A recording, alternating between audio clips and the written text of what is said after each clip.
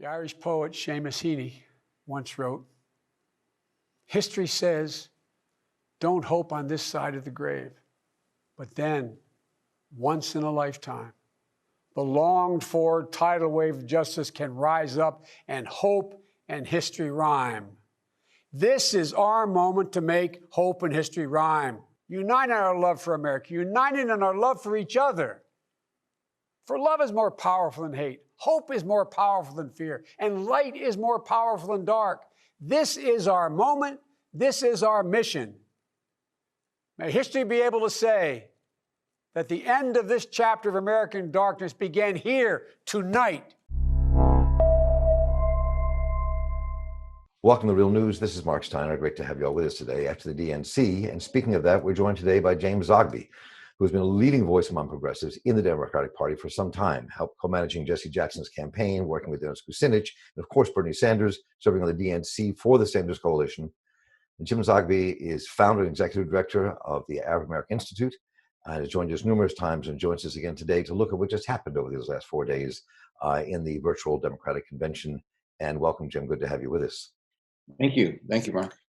So I'm really curious from your perspective. I mean, you have been involved in progressive politics for a long time in the Democratic Party. You worked in Jesse Jackson's campaign as a co-manager.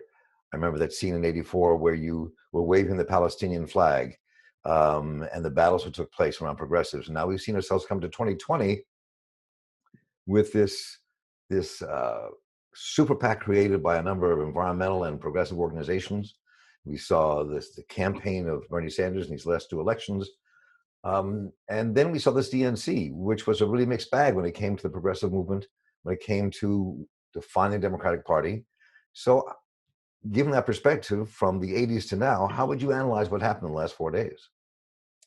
I'm a firm believer in the fact that energy grows. It doesn't dissipate if you keep working and building it. And I think that we've made real progress over the last 20, 30 years. I mean, in the sense that the coalition is broader and deeper than it was, the progressive coalition. And I think we've gained not only experience, but a foothold. We have more progressive members in Congress today than we had. I mean, real progressive members, not people who just say I'm a progressive. We also have control of many more state parties than we ever had. Look, the very first actual election in the DNC was in 2017, if you can believe it. Before that, in the more than a quarter century I'd been on the Democratic National Committee, we never elected an officer. The first time we had an election of an officer was in 17, and it was because of the Bernie delegates who'd entered the DNC and gotten themselves elected in their states. And then we had a fight on the floor over an issue. That was the first time we had a fight over an issue on the floor. I mean, usually we're props at meetings. We would go and clap for speeches and then go home. And we were managed so that we wouldn't get out of control. They can't keep us in control anymore because we now are in the House and we have significant enough numbers. And I think the numbers will keep growing. So it's not, I learned a long time ago, elections at the end of the day aren't about the choices you'd like to have. They're the choices you really have.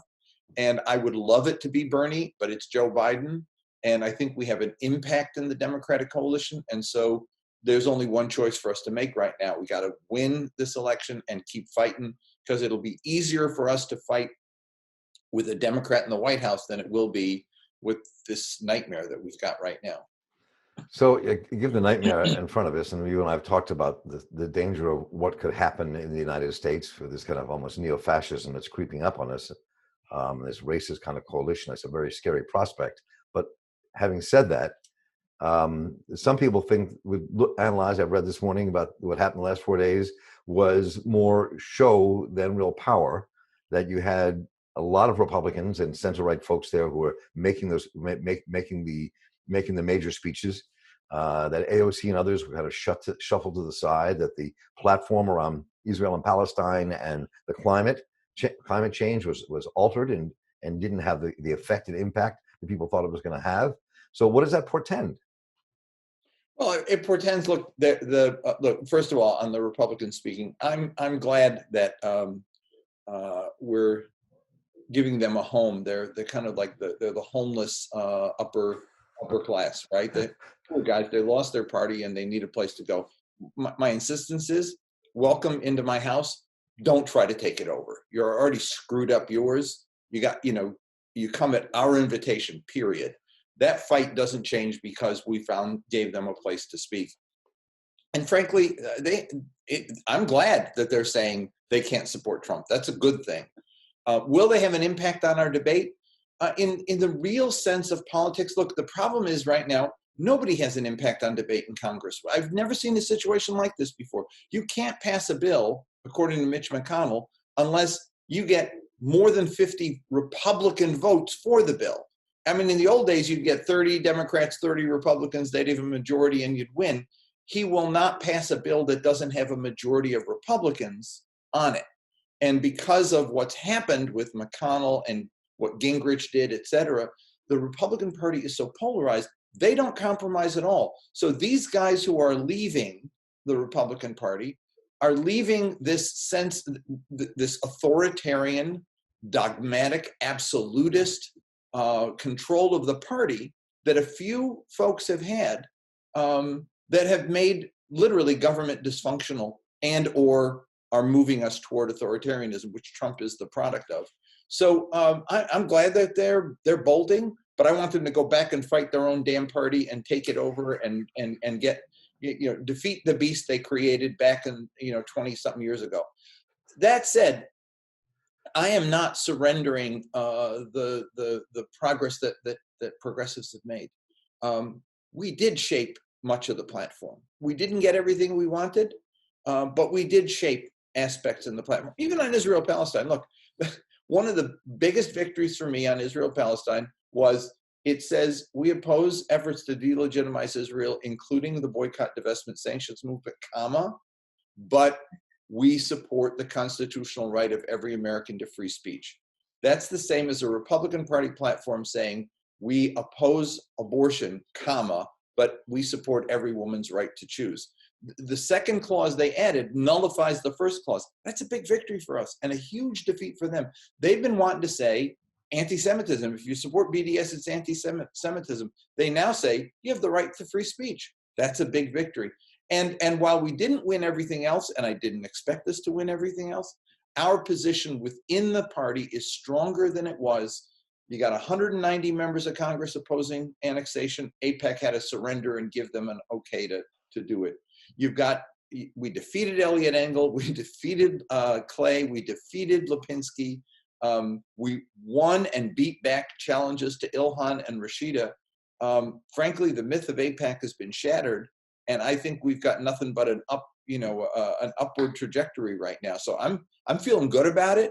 A lot of work to do, but frankly, I think I would have liked progress to have been made 20 years ago, but we're making it now, and I'm feeling good about it. So let me just talk a bit about where you see this going, though. I mean, if in fact Biden and Harris win, and Bernie clearly is getting older and will probably not be the force that he was. And you had these 7 organizations that combined to form this super PAC, from DSA to Sunrise and other groups, and you were part of the Rainbow Coalition. I'm talking about the Jesse Jackson Rainbow Coalition and building that. And I was thinking about that because I worked in that as well, plus the old Rainbow Coalition of '68 with the Panthers and Young Patriots. But I'm curious where you think we're going with all of this. Does this new super PAC become part of a new caucus and battle or movement inside the Democratic Party? This is going to have to take on the kind of central right of the Democrats in terms of climate change and numerous other issues, healthcare, Medicare. Look, so where do you think this goes? There is a Bernie Delegates Network. I'm so impressed with the numbers, with the commitment of folks, and the work in DSA and the Progressive Democrats and Roots Action and Justice Democrat. All those groups that are out there are coalescing, and I think that's brilliant, and I think it's important. I hope that they coalesce and devise a challenge how to take over the Democratic Party. I hope that that's what they do. because frankly, what we don't need now is to split. I know the party from the inside, and I know that there is dark money and there is control of lobbyists, and they can be beat. They can be beat. And I'm seeing evidence of their weakness as we go forward. They can be beat. And I want us to commit to going from the 100 or so delegates we've got right now to going to 300 delegates and electing a real chair who's progressive, and electing a slate of officers who are progressive, and making the party accountable, transparent, and more democratic. That can be done.